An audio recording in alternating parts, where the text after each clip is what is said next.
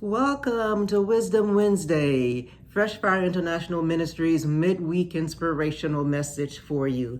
I'm Pastor Janice Fareed Hardy, and this week's title is Know and Master What Ruth Knew. Know and Master What Ruth Knew. The book of Ruth is only 4 chapters in the Bible, and it's one of the few chapters in the Bible that's named after a woman. Very unusual, okay? And we're just going to hop through a few parts of the book of Ruth just to get to a point. The backstory is that Naomi and her husband and 2 sons lived in Bethlehem, lived in Israel, and a famine hit the land. And it was severe, and it looked like it was going to last forever. So Naomi's husband decided that he would move the family out of Israel, out of God's country, into a nearby country, Moab, that had food, that had, water, had everything that they would need. So they moved. And it was the worst decision they could have made because disaster kept hitting. Okay, after a while, things looked great. But after a while, Naomi's husband died, leaving her with 2 sons. Okay, the 2 sons married Moabite women, okay, which was another mistake and something that they basically should not have done, but God turned it around for good.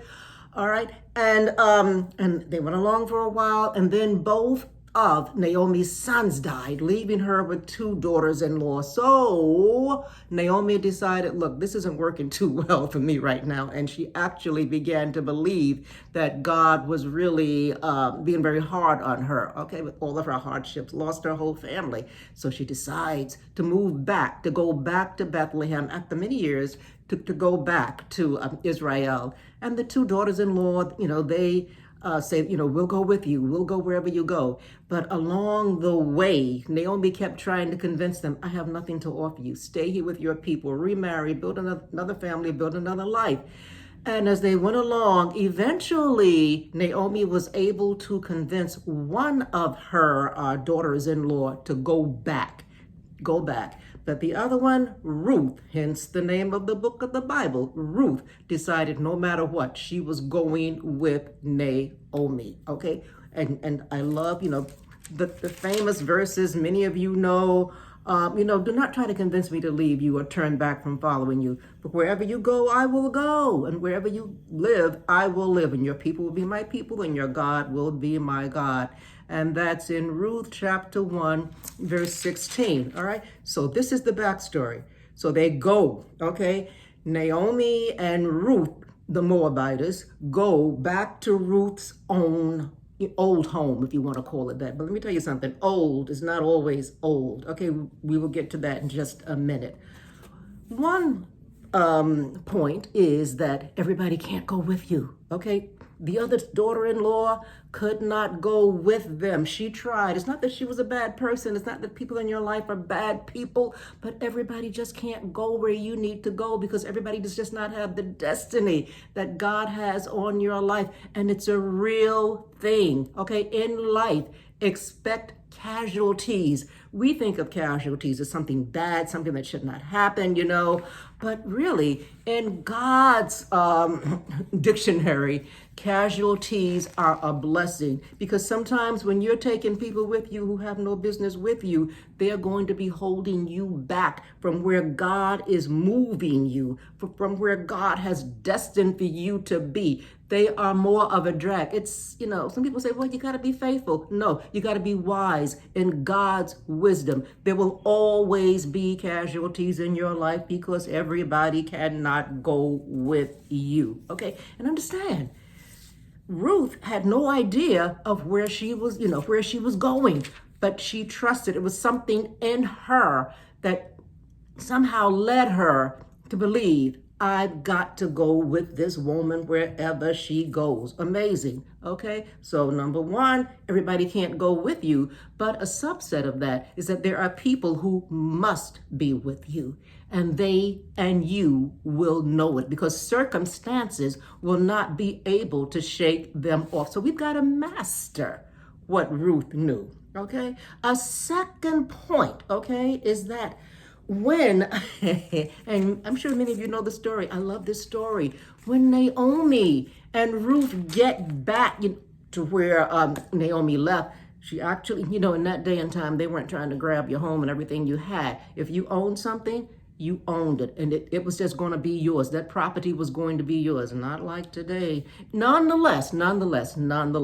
So Naomi, okay, and Ruth enter Bethlehem.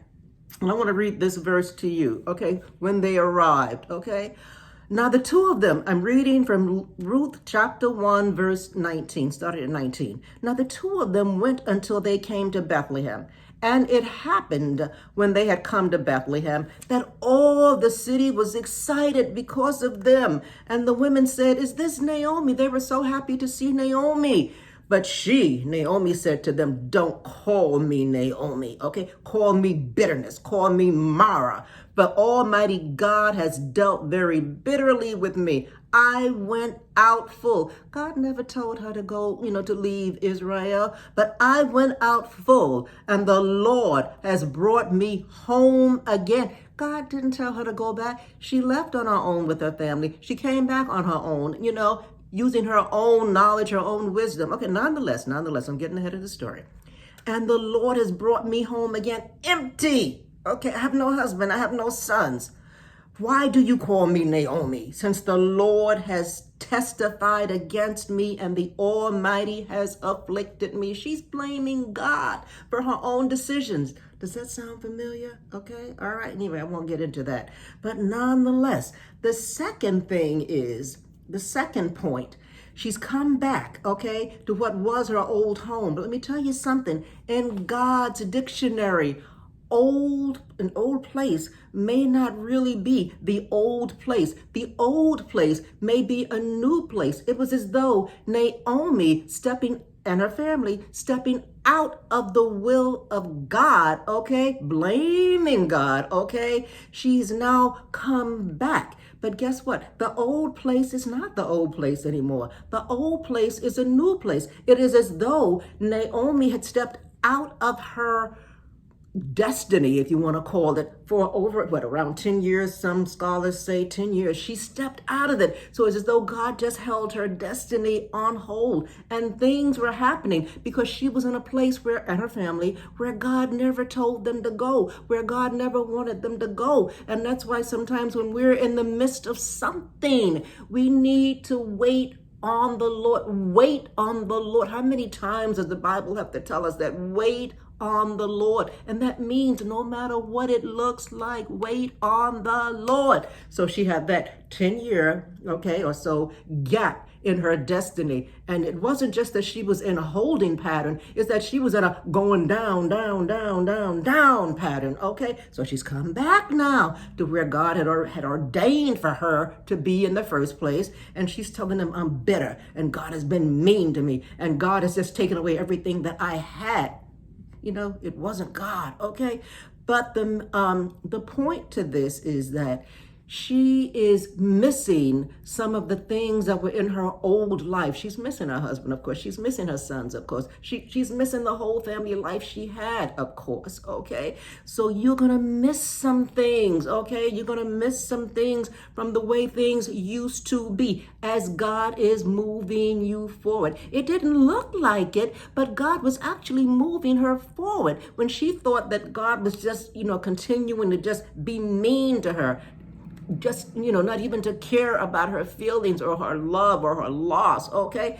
But in God's dictionary, he was moving her forward, okay? She had to come back to the place where God had already ordained for her to be, but coming back, it's not the old place, it's the new place. It's the place of new opportunities. It's the place of new blessings, okay? But she's got this attitude. God has to work on her attitude, okay? So Naomi, okay, she had to let go of where she thought she had been in order to see the benefits of where she was and what God had in store for her. Yes, when God is moving us into a new place, it can hurt, okay? There may be loss, okay? But as God is moving us into a new place, and there will be times in your life when your life is going to hurt because it is the will of God, okay? All right? Just like a new plant bursting, exploding, destroying the seed that it grew out of. there has to be that explosion. There has to be, if you want to call it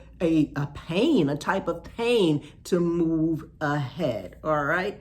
But you are going to miss some things as you are on the road because you haven't seen the end of it yet. You haven't seen your destination yet. But there are going to be some things from the old so-called old place that you are going to miss. And when you find yourself missing these kind of things, that is the time when you have to realize, ooh, okay, it's God is telling me to have an attitude change. God is telling me to get my attitude together. Instead of being angry, yes, you will miss them. You can't deny the truth. But that is the time to get an attitude of expectations. Okay, where is God taking me now? This hurts. Where is God taking me now? If it's hurting, that means God is exploding me into something new, okay? And moving along, okay, moving along. Listen, I'm not going to repeat the story. Read it for yourself. It's only 4 chapters. You will love it. Okay, you will love it. Read it again. You'll love it again. Okay, and so as things go along, life begins to open up for them. And this Ruth, you got to give her credit. This is a whole new life for her. She's never lived in Bethlehem. She's never lived among the Israelites. Okay, all right. And actually, she came from an environment where there was polytheism. They believed in many gods, and now she's in Israel where they say, no, there's only one God, and his name is Yahweh. So, this is a total change for her, all right, okay? So, but God is moving, and things begin to move around. And as it turns out, you read the story for yourself. I guess you could call it a spoiler, okay? So Naomi begins to counsel Ruth, okay? Because Ruth has gone out and she's found a job. Hello, somebody, she found a job, all right? So Ruth is out, as it turns out. Remember, Naomi knows this town. She knows this territory. So even though she's bitter, there's still things that she knows. It's amazing. It can be somebody who gets on your last nerve, but they may know something that you need to know. They may know something that God has put you in their presence to learn. So be humble. So Ruth is humble, okay? Because Naomi begins to tell her, well, there's this Boaz, okay, that you're working for. I know him. And the whole story goes on. But my point is that Miss Bitter, Miss Mara, Miss Don't Call Me Naomi, call me Bitter, okay? She is a key in God's plan, not just for her life, but also for Ruth's life, okay? And so some people can say, this is my third point, okay? It don't take all that, okay? Yes, it does take all that, okay? You will have to humble yourself as you are moving along in God's plan. Well, it's just God and me. Yeah, but God uses people. God uses circumstances. God uses environments, okay? All right, okay? As Paul said, count it all joy, count it all good, okay? Because God is moving no matter what it looks like, smells like, whatever. God is moving. It does take all that. It took for Ruth a Moabitess, to humble herself under the instruction of a bitter woman, of an angry woman, of a woman who's accusing God of all kinds of terrible things, of messing up her life. It took her humbling underneath that rough. It couldn't have been easy for her. Could you imagine living with someone, maybe you've experienced it, working with someone who is bitter? Don't just write them off. Try to find out, why does God have me in this environment? What am I to learn? Ruth's whole destiny depended upon her submitting and learning from a bitter, nasty, cranky, bad attitude woman, okay? So Ruth began to take Naomi's instruction, because Naomi knew the way there. She knew how to work that thing, okay? And as they went along, the story, I'm sure you've heard it, it ends beautifully, where Ruth marries Moab and they have a baby, and everybody's happy, as they said, happily ever after, or something like that. But nonetheless, it does take all that. So number one, okay, all right, everybody can't go with you. There will be casualties, okay? Expect them and thank God for them, okay? Not that they're bad people, but there will be casualties. In fact, you may be a casualty in somebody's life. Number two, you will miss some things from the way things used to be. Okay, you're going to miss them, but that's the time for an attitude correction. And finally, it don't take all that. Yes, it does take all that. You will have to learn new things as you are in this new environment, as you are moving into the destiny that God had for you the whole time. And let me conclude by reading this couple of verses to you. I'm in Ruth chapter 4 right now, and I am going to read let me start with verse 13, I guess, okay? So Boaz, after, they have fallen in love, okay, gotten married, all this kind of stuff. So Boaz took Ruth and she became his wife. And when he went into her, the Lord gave her conception, and she bore a son. Then the women said to Naomi, "You are so blessed by the Lord, who has not left you this day without a close relative, and may his name be famous in Israel." And Naomi takes him and begins to, be the nurse. She's happy, nurse for him, and she's happy with him. God turned the whole thing around. Finally, Naomi is no longer Mara. She's no longer bitter. She is walking in the blessings of God, but it took a lot to get her there. It definitely took an attitude change to get her there. And then, the story ends talking about the genealogy or the generations that came after Boaz and Ruth had the baby, and it goes on, and it goes through the verse 18. Now this is a genealogy, and it goes on and on and on. But I want to take you, as I'm ending for real, up to the New Testament. In the New Testament, in Matthew, in Matthew chapter 1, in verse 17. I'm going to read this quickly, and this is really my ending. So all the generations from Abraham to David are 14. Ruth was if you want to call it, foreparent of David, So between Abraham and David, there were 4 generations. From David until captivity in Babylon, there were 14 generations, And from Babylon until Christ, there are 14 generations. What Ruth did, what came through Ruth was not just a blessing for Naomi and her, as you see, Ruth's blessing blessed her blessed Naomi, which was like the previous generation, and it blessed Ruth. But this blessing went on from generation to generation to generation. And even though the Bible says there were about 28, give or take a few generations between Ruth and Jesus, there were more than that, because the Bible literally skips a lot of generations. So what happened with Ruth, the things that she went through, the things that she endured, submitting herself to a God, the true and living God, whom she didn't know until she got to Israel, it blessed, it was like paying it forward, for over 28, some say even 40 generations or so, all right? So I'm going to leave you with this, but please read it yourself. Pay attention to what God did, through Ruth, who was not even an Israelite. She was a Moabite woman, We are, in a sense, we are being blessed, because of Ruth's following of the Lord, even though she did not know him, and the blessing through Jesus Christ. So go and read the book of Ruth. This is your assignment for the week, Read it and master what Ruth knew. Remember, she's one of the few women. You can count them for yourself. That's another assignment. How many books in the Bible are named after women? And if they're named after women, that means you better pay close attention to them, all right? Read Ruth. Count how many books in the Bible are named after women, and master, Master what Ruth knew, And get your blessing. God bless you. Thanks for hanging out with us this Wisdom Wednesday. If you need to reach us, give us your comments, your concern, your prayer requests, reach us through our website, www.ffiministries.com, and share this video with somebody. We appreciate you. We love you. God bless you.